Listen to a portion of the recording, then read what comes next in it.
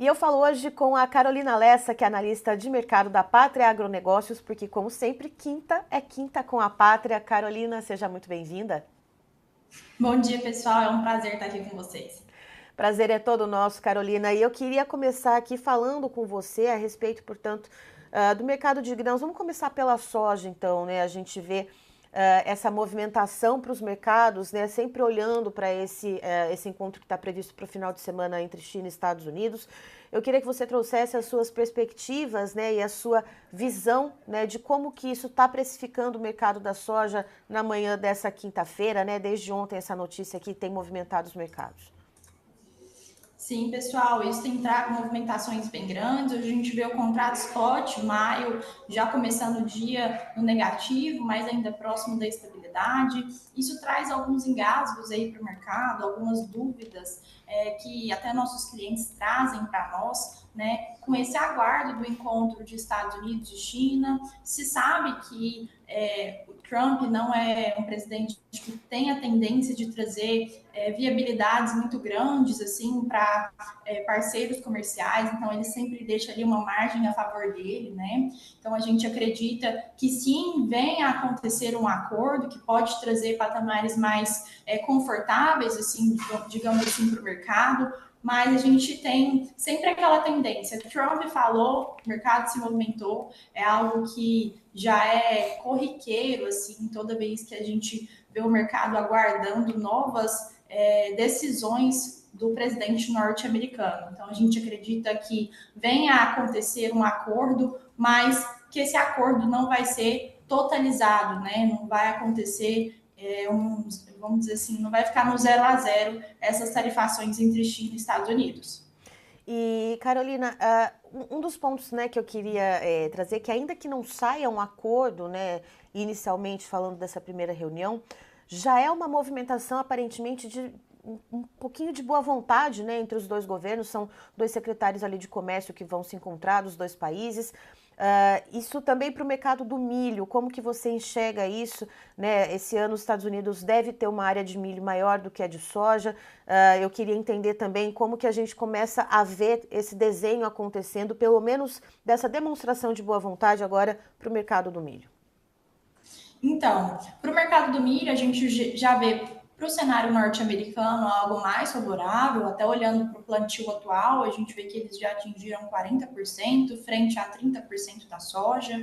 Então, de maneira geral, o mercado do milho tem uma tendência positiva nos Estados Unidos, até porque é um país que consome muito milho internamente. Quando a gente já olha para o Brasil, a gente traz uma preocupação tanto com o aumento diário dos Estados Unidos no milho, quanto as questões tarifárias também, porque a gente vê aí que essas tarifações implicam algumas circunstâncias que países que eram parceiros dos Estados Unidos talvez vejam a logística do Brasil, apesar de a gente ter um milho de boa qualidade que possa suprir a necessidade deles, a logística pode ser que complique um pouquinho. Mas, de maneira geral, a gente tem também, sim, uma demanda do milho brasileiro aumentando com todas essas especulações que têm acontecido com os engasgos políticos e essas questões aí entre Trump e todos os outros países comerciais.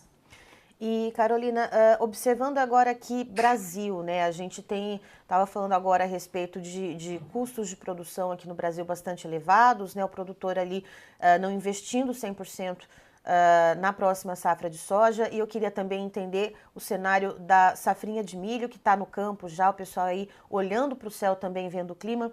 Como que a gente está vendo esse desenrolar, né, das vendas da soja 2024-25, preparação para a soja 25-26 e também a safrinha de milho já em campo?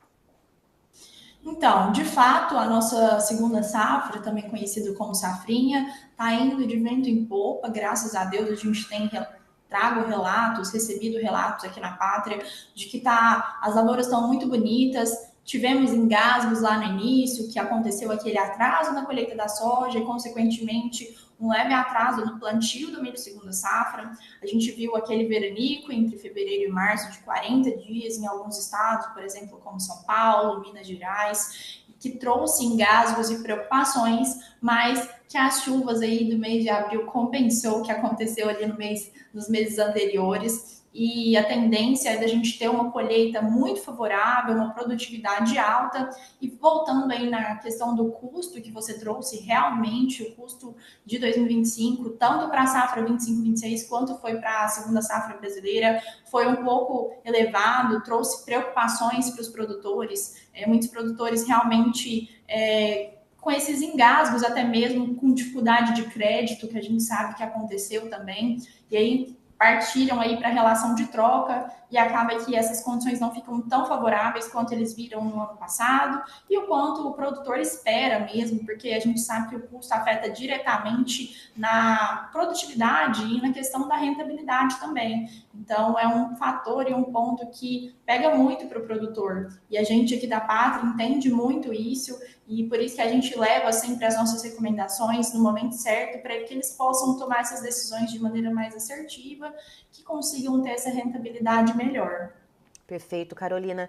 E quando a gente olha para as negociações, né, para as exportações, a gente teve ontem, né, os dados da SECEX, que é a Secretaria de Comércio Exterior do governo federal, apontando que as exportações do milho praticamente dobraram em relação a abril do ano passado. Eu queria entender, né, como é que foi esse comportamento, né, para onde que a gente está observando esse milho brasileiro ir. E eu queria entender também sobre a soja brasileira, né? A gente tem esse cenário, né, da China demandar soja brasileira, mas ao mesmo tempo a gente tem também a Argentina, né, com um farmer selling muito acelerado por parte dos produtores por causa das retenções no segundo semestre. Queria entender também a respeito desse cenário, por gentileza. Claro, as exportações do milho, a gente vê sim que teve esse aumento expressivo entre março e abril, mas quando a gente olha para os primeiros meses, a gente vê que foi menor do que em 2024. Então, a gente vê isso também como uma certa recuperação técnica que vem acontecendo, porque a gente via que outros países não tinham o milho disponível. Então, o Brasil se torna, de maneira geral, mais atrativo, com o milho verão, que muitos produtores já terminaram a colheita disponíveis para poder estar realizando essas exportações. Então, o embarque de fato ficou maior e a gente vê isso, claro, como um fator positivo para o Brasil, porque aumenta a nossa competitividade e, consequentemente, traz os preços a melhores patamares, que foi o que a gente observou entre o mês de março e abril. Olhando para a soja, né, que você me perguntou também, a gente vê as exportações da soja verão 24 e 25 tendo embarques já não tão grandes quanto a gente viu ali na boca da colheita, o que é normal, é um momento sazonal mesmo do mercado, que a gente vê que aos poucos vem reduzindo, mas que ainda assim a demanda está aquecida.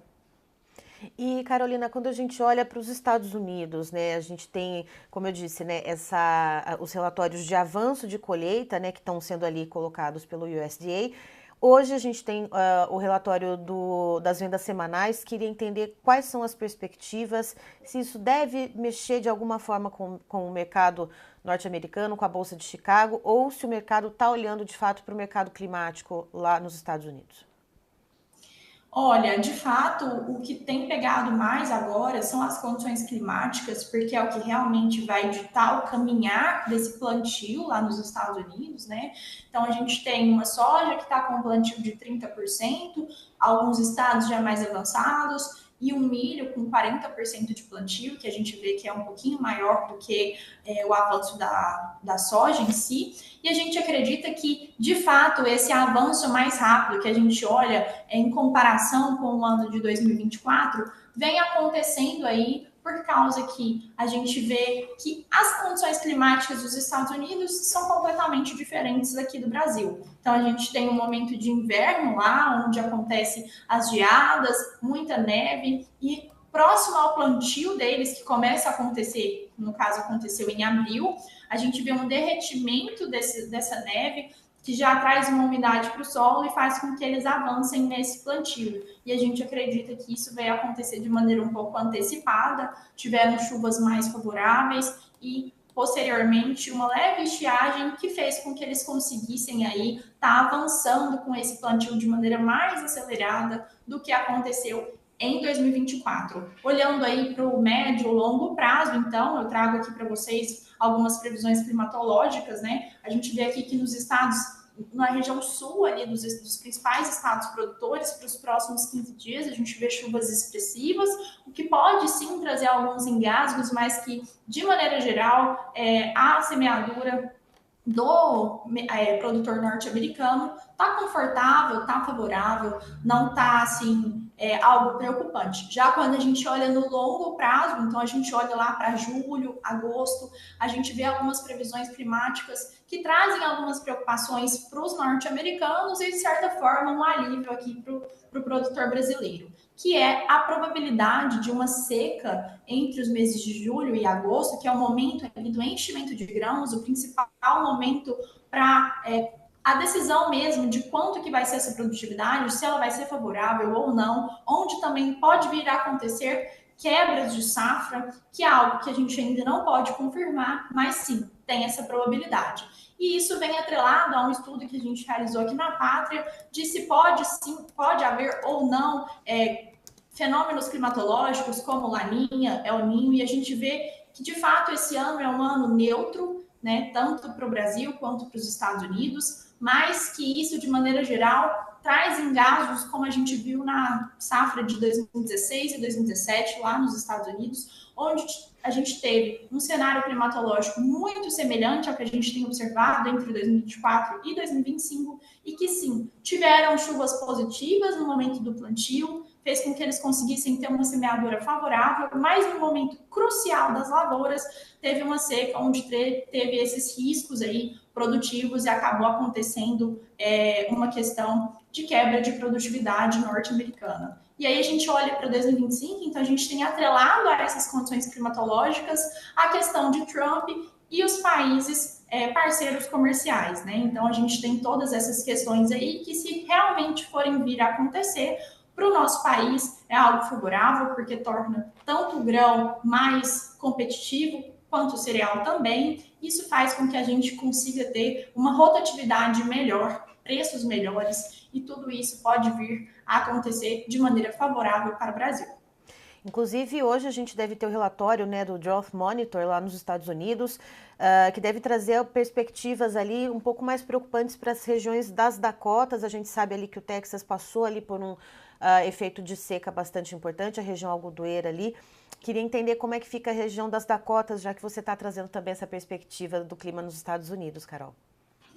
A gente vê isso para os próximos 15 dias, ainda assim com essas questões de possíveis secas, os volumes estão circulando por volta de 5, podendo chegar até 12 milímetros, mas um acumulado de 15 dias. Que isso vai se dissolvendo e acaba se tornando nada quando a gente olha para o que a lavoura realmente necessita, né? Então, realmente, de fato, tem essas preocupações que podem vir a trazer alguns problemas na safra, olhando aí no médio e longo prazo.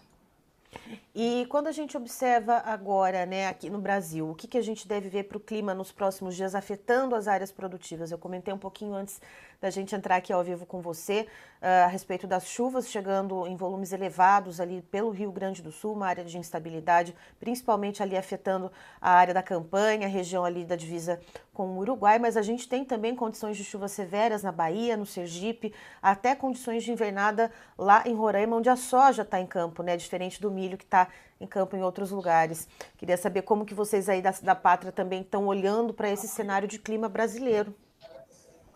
Então, a gente realmente viu, até trouxe no nosso último relatório aqui para os nossos clientes de clima, né? Essas condições no Rio Grande do Sul, elas vêm atreladas aí a um período de estiagem muito longo que aconteceu nos últimos meses. Então, de fato, aí se acumulou essas chuvas, a gente vê aqui acumulados de até 130, 150 milímetros dentro dos próximos 15 dias. É algo que é preocupante, mas a gente acredita que ali no Rio Grande do Sul a gente já teve cenários de previsões climatológicas com chuvas mais intensas e que, claro, a gente sabe que quando a gente fala de clima, tudo é possível, né? Tudo é possível. A gente vê que vem ali um sistema de baixa pressão vindo do Oceano Atlântico que traz essas chuvas atreladas um pouquinho ali pelo Uruguai, Paraguai, que trazem esse acumulado. Olhando já para a parte litoral, que você me trouxe ali da Bahia, toda a região do Nordeste, estão também atrelados a essas condições de baixa pressão que o Oceano Atlântico vem trazendo ali para aquelas regiões, mas que elas ficam mais realmente na faixa litorânea ali do país,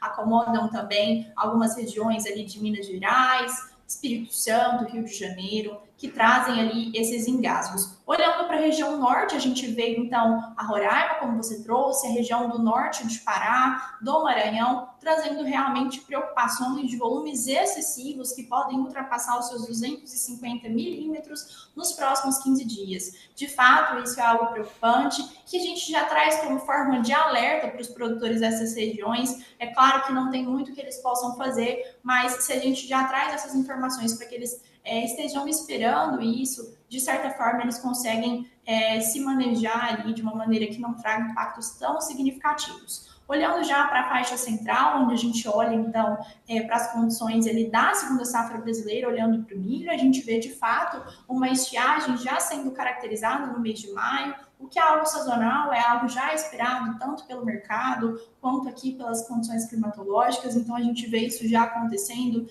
na região centro-oeste de Minas Gerais, toda a região do estado de Goiás, Tocantins, a região centro-sul do Piauí, boa parte também do Mato Grosso, e como exceção a gente tem ainda os estados de Paraná, São Paulo e Mato Grosso do Sul, com chuvas nos próximos 15 dias, mas que já são chuvas com volumes mais reduzidos, que devem estar circulando aí por volta de 9 milímetros, podendo chegar aí até 18, 20 milímetros. A gente vê uma exceção um pouquinho maior no Paraná, que tem algumas chuvas maiores caracterizadas ali na região sul, que são atreladas também às condições que a gente tem observado no Rio Grande do Sul. Perfeito. Carolina, muito obrigada pela sua participação aqui com a gente. Você e todo o time aí da Pátria, cada um dentro da sua expertise, da sua área de atuação, vocês são sempre muito bem-vindos aqui com a gente no Notícias Agrícolas. Eu que agradeço a participação, muito obrigada, pessoal. Obrigada a todos os telespectadores. Qualquer coisa, a gente está à disposição.